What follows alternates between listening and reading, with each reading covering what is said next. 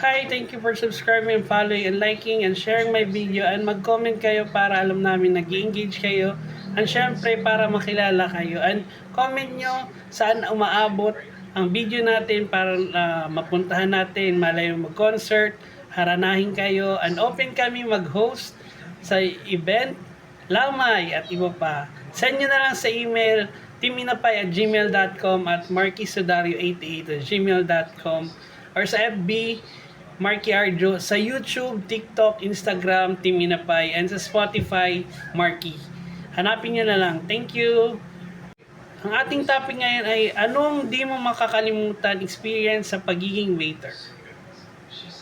Ang experience ko sa hospitality industry, yung kakantahan mo ng maraming tao, and maraming makikinig, and maraming papalakpak, or di kaya sasayaw sila na parang nag-enjoy, and bibigyan ka ng malaking tip, 10,000 above, and syempre nagtrabaho ka na, may ulam ka pa, may bring home ka pa, di ba solved ka na? Tapos minsan may maggugulo or di kaya mag-aaway, pero may mga security naman dyan. Bedtime Story by Kuya Marky. Kwento mo, share mo. Life at work. Lahat sasabihin with no hold bars. Okay, let's start. Ang ating topic ngayon ay anong di mo makakalimutan experience sa pagiging waiter? Sakto ang topic natin ngayon ay malapit sa tinatrabahuan natin.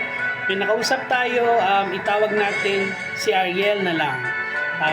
Di niya tunay na palangalan. Nagpunta tayo sa isang event at tinanong natin kung anong experience niya sa di makakalimutan sa pagiging waiter. Di niya makakalimutan, nagpa-cater sila ng 50 packs pero yung nagpunta is 700 daw. Kaya aligaga sila. Syempre, katapos ng kinainan, hugasan, tapos lalagyan ulit, tapos maghihintay hanggang matapos, hanggang maubos. Ang katapos noon, nagsumbong sila sa kanilang amo dun. Sabi, yun daw yung pinakater. Sana maging aware tayo sa papakater para hindi ganun nauulit yung mga pangyayari. Kasi hassle yun sa waiter na maghihintay ng papakainin katapos maghugas, tapos kakain na daw ulit. Parang hindi makatao. Siyempre, tao lang din sila napapagod. Kaya thank you story. Nagpa-share sila sa atin and shoutout pala sa kanila. Magpa-cater kayo para matikman, masarap yung pagkain and mababait naman sila. Thank you! Bedtime Story by Kuya Marky. Kwento mo, share mo. Life at work. Lahat sasabihin with no hold bars. Okay, let's start. Ang ating topic ngayon ay anong di mo makakalimutan experience sa pagiging waiter?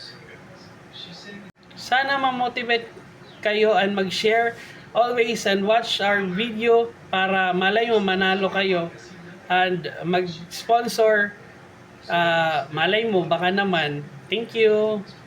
Hi, thank you for subscribing, following, and liking, and sharing my video. And mag-comment kayo para alam namin nag-engage kayo.